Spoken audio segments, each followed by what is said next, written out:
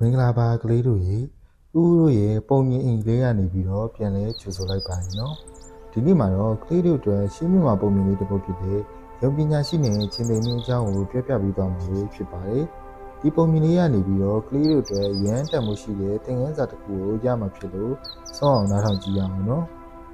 ပုံမြင်လေးမစခင် channel လေးကို like and subscribe လုပ်ပေးသွားအောင်နော်ဟိုးရှိတော့ကတစ်ပင်ကြီးတွေဝေးဆဆာနဲ့တန်ရလှပတဲ့တောအုပ်ကြီးတစ်ခုရှိတဲ့အဲ့ဒီတောအုပ်ထဲမှာတိရစ္ဆာန်လေးတွေကပျော်ပျော်ရွှင်ရွှင်နေထိုင်ကြပါတယ်ဒါပေမဲ့ကလေးတို့ကြီးအဲ့ဒီတောအုပ်ထဲမှာပဲအရန်ကိုကြောက်စရာကောင်းတဲ့ချင်းသိကြီးတစ်ကောင်လည်းရှိနေတာပေါ့ကွယ်အဲ့ဒီချင်းသိကြီးကသူ့ကိုယ်သူတောရဲ့ဘရင်လိုသတ်မှတ်ထားပြီးတော့အရန်လေးမာနာကြီးပါတယ်သူကဗိုက်စားတဲ့အခါတောထဲကတိရစ္ဆာန်လေးတွေကိုမညမတာလိုက်လံဖန်စီစားတော့လေးရှိတယ်တခါလေးဆိုရင်တကောင်နဲ့တင်မကပဲအများကြီးကိုလိုက်တက်တာကြောင့်မလို့တို့တွေဟာတတော်လေးတွေဟာနေတိုင်းထိတဲ့ကြားနဲ့ပြေးလာပေါ်အောင်နေကြရတယ်လေဒီလိုနဲ့တနေ့မှာတော့တို့တွေကတိရစ္ဆာန်လေးတွေအားလုံးစုဝေးပြီးတိုင်နေကြတယ်ဒီတိုင်းဆိုရင်တော့ငါတို့အားလုံးရွတ်တုံးကုန်ပါပဲလို့တွေးမိကြတာပေါ့ဒါကြောင့်သူတို့ဟာတတိကိုမွေးပြီးရှင်နေကြီးစီကိုတွားရောက်ပြီးတော့တနာခံကြပါတယ်အရှင်မင်းကြီးအစာရှာနေတာမပင်ပန်းရလေအောင်ကျွန်တော်မျိုးတို့တွေကတရက်ကိုတစ်ကောင်လုံးနဲ့အရှင်တန်ကိုအလဲကျလာပါမယ်ကျေးဇူးပြုပြီးကျန်တဲ့သူတွေကိုတော့လိုက်မဖမ်းပါနဲ့တော့လို့တောင်းပန်ကြတာပေါ့ကွယ်ချင်းသေးကြီးကလည်းပင်ပန်းမခံရပဲအစာစားရမယ်ဆိုတော့သဘောတူလိုက်ပါလေဒီလိုနဲ့တရက်ပြီးတရက်ကြာပြီးတော့တစ်နေ့မှာအလဲကျလာတာတော့ညံကောင်းလာတဲ့ယုံကလေးပေါ့ယုံကလေးဟာချင်းသေးကြီးစီကိုသွားရင်းနဲ့လမ်းမှာရေရင်းကြီးတစ်ခုကိုတွေ့လိုက်ပါတယ်။အဲ့ဒီရေရင်းလေးကိုငုံချိလိုက်တဲ့အခါသူ့ရဲ့အရေးကိုရေထဲမှာမြင်လိုက်ရတာပေါ့။အဲ့ဒီမှာပဲယုံလေးဟာညံလေးတစ်ခုကိုရသွားပါတယ်။အားတက်ကိုလည်းကြီးတော်ရရတငယ်ချင်းတွေကိုလည်းချင်းသေးကြီးရန်နေပြီးတော့ကာဝယ်ပေးမှဖြစ်မယ်လို့ယုံလေးဟာဆုံးဖြတ်လိုက်တယ်။ဒါကြောင့်သူဟာချင်းသေးကြီးစီကိုအချိန်တော်တော်နောက်ကျမှရောက်သွားပါတယ်။ချင်းသေးကြီးကတော့ဗိုက်စာလုံးလုံးဒေါသတွေထွက်နေတာပေါ့။ယုံလေးကိုမြင်လိုက်ရတဲ့အခါမှာတော့ဝါကနေဟင်းဟောင်းလိုက်ပြီးတော့ဟေ့ရုံစုကလေးမင်းကဘာလို့ဒီလောက်တောင်နောက်ကျနေရလဲငါမှဘာအရန်စာနေမင်းကိုအခုချက်ချင်းစားပြစ်မယ်လို့ပြောတဲ့ရုံလေးကမကြောက်မြုံပဲဝှေ့ပြုတ်ပြီးတော့ပြန်ပြောလိုက်တယ်ခွင့်လွတ်ပါရှင်မင်းကြီးကျွန်တော်မျိုးလာတဲ့လမ်းမှာအရှင်းထက်ပိုတန်မာပြီးပိုကြီးတဲ့တခြားချင်းတွေမိတကောင်ကကျွန်တော်ကိုဖမ်းထားလို့ပါသူကဒီတော့မှငါပဲပြင်ဘသူ့ဟိုမှမကြောက်ဘူးလို့လည်းကြုံဝဲနေပါလေဒါကိုကြားလိုက်ရတဲ့ချင်းတွေကြီးကဒေါသလေးတွေထွက်သွားတာပေါ့။ဘာ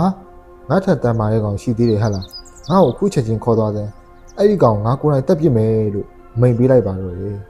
။ဒီလိုနဲ့ယုံကလေးဟာချင်းသေးကြီးကိုရေတွင်းသားအထိခေါ်သွားပြီးတော့အရှင်မင်းကြီးဟောဒီရေတွင်းထဲမှာအဲ့ဒီချင်းသေးရှိပါတယ်လို့ပြောလိုက်ပါလေ။ချင်းသေးကြီးဟာရေထဲကိုငုတ်ကြည့်လိုက်တဲ့အခါမှာသူ့ရဲ့အရေးကိုမြင်ပြီးတော့တခြားချင်းသေးအမတ်နဲ့ရေတွင်းထဲကိုခုန်ဆင်းသွားရကနေပြီးတော့အတန်းပြောက်သွားပါတော့လေ။ရုံကလေးရဲ့ဉာဏ်ပညာကြောင့်တော်တဲ့တတော်လေးတွေဟာဘေးကင်းသွားကြပါပြီ။အပိုင်း1မှာချင်းသိကြီးကိုဉာဏ်နဲ့အနာယူခဲ့တဲ့ရုံကလေးဟာဒီတစ်ခါမှာတော့ဘလို့ရန်သူတွေနဲ့ထက်တွေ့အောင်လဲအတူတူနားဆင်ကြည့်အောင်နော်။ပုံမြင်လေးမပြောခင် channel လေးကိုလည်း like and subscribe လုပ်ပေးသွားအောင်နော်။ချင်းသိကြီးမရှိတဲ့နောက်ပိုင်းမှာတော့ကြီးဟာအေးချမ်းသွားမယ်လို့အားလုံးကထင်ခဲ့ကြတာပေါ့။ဒါပေမဲ့မကြခင်မှာပဲ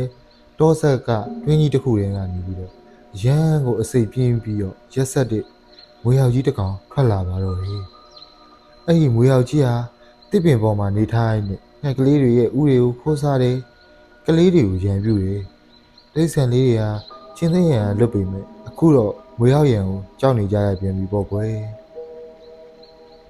ဒီနေ့မှာတော့ယုံကလေးဟာတစ်ပင်အောက်မှာအိပ်ပျော်နေတဲ့မွေရောက်ကြီးကိုတွေ့သွားပါတော့တယ်။ယုံကလေးကနေပြီးတော့ဒီမွေရောက်ကြီးကိုငါတို့တော်ရဲကနေပြီးတော့ထွက်သွားလုံးမဖြစ်မယ်လို့တွေးလိုက်တယ်။ဒါနဲ့ယုံကလေးကမွေရောက်ကြီးနားကိုသွားပြီးဟေးမွေရောက်ကြီးမင်းကဒီတော့မှအစိပ်ပြင်းဆုံးလို့ထင်နေရလားမဟုတ်ဘူးနော်။ရွာနာကလူတွေရဲ့အိမ်အောက်မှာမင်းတက်အစိပ်အစာပေါင်းများစွာပြင်းနေကင်းမြူးကောက်ကြီးရှိတယ်လို့စိန်ခေါ်လိုက်ပါလေ။ယုံကလေးရဲ့အဲ့ဒီစကားသံကိုလည်းကြားရောမွေရောက်ကြီးကနေဒေါသတကြီးနဲ့မပြင်းကြီးကိုထောင်လိုက်ပြီးတော့ဘာငါထက်အစိပ်ပြင်းတဲ့ကောင်ရှိတယ်ဟုတ်လားဘယ်မှာလဲငါ့ကိုခုချက်ချင်းခေါ်သွားစမ်းအဲ့ကောင်ငါအစိပ်နဲ့တက်ပြစ်မယ်လို့ကြုံသွားလိုက်ပါတော့တယ် ယုံကလေးကလည်းအစီအစဉ်အတိုင်းကဲဒါဆိုရင်လေလိုက်ခဲ့လေဆိုပြီးတော့ငွေရောက်ကြီးကိုလူတွေရှိတဲ့ရွာစက်ကိုမျှပြီးခေါ်သွားပါတော့တယ်ဒီလိုနဲ့ရွာနာကိုရောက်တဲ့အခါယုံကလေးကဟောဒီအိမ်အောက်ကတွင်းထဲမှာရှိတယ်လို့လိန်ပြောလိုက်တယ်ငွေရောက်ကြီးကလည်းဒေါသတွေနဲ့တွင်းထဲကိုဝင်သွားတဲ့အချိန်မှာ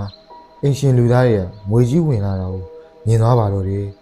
လူတွေကဒုတ်တွေဓားတွေနဲ့ဝိုင်းဝန်းနှိမ်နှင်းကြတာကြောင့်ငွေရောက်ကြီးဟာကြောက်လိုက်တဲ့ကြားကနေဟိုးဝေးကိုထွက်ပြေးသွားပါတော့တယ်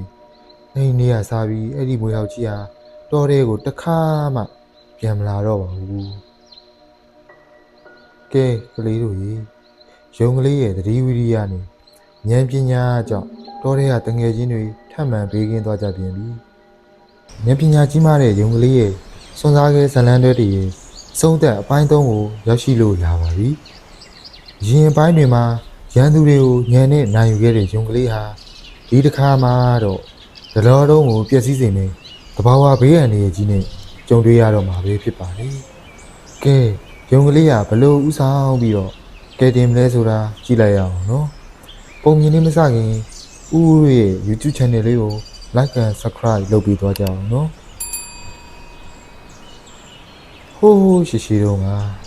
တော့ကြီးဟာမေးရသည်ကိုရောက်လာတဲ့အခါပေါ့တည့်ရတည်းက6သွေးပြီးဘလုံးပူပြင်းလာကြတာပေါ့ကွယ်ဒီနေ့မှာတော့မတော်တဆပုတ်တိုက်မှုကနေပြီးတော့တောဆက်မှာ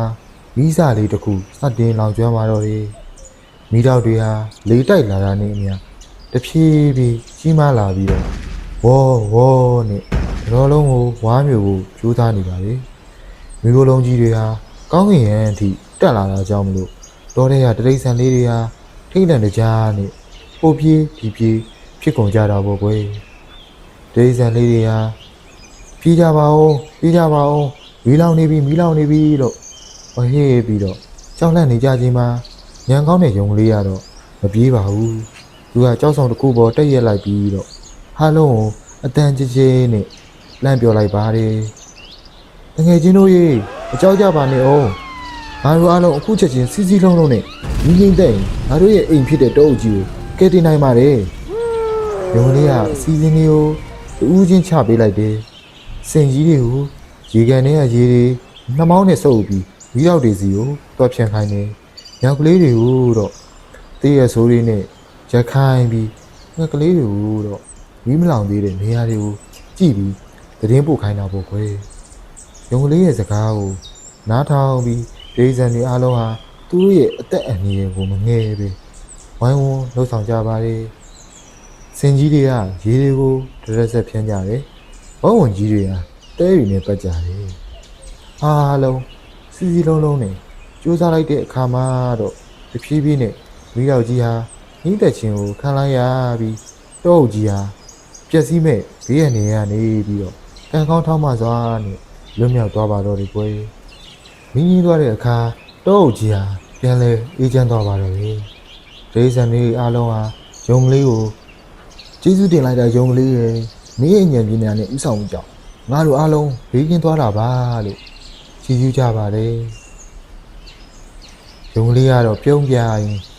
ဒါငါတယောက်တည်းကြောင့်မဟုတ်ဘူး။ငါတို့အားလုံးစီးလုံးလို့အောင်မြင်တာပါလို့နှိမ့်ချစွာပြောဆိုလိုက်ပါတော့တယ်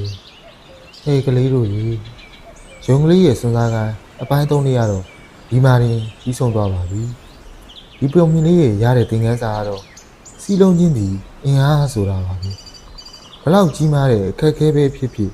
အားလုံးဝိုင်းဝန်းလှုပ်ဆောင်ရင်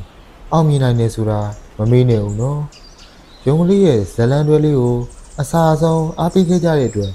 ကျေးဇူးအများကြီးတင်ပါတယ်ခင်ဗျာ။နောက်ထပ်ပုံမြင်ကောင်းလေးတွေနားထောင်ဖို့ subscribe လုပ်ထားဖို့မမေ့နဲ့ဦးနော်။တတနောက်ထပ်ပုံမြင်လေးတွေနဲ့ပြန်တွေ့ကြမယ်။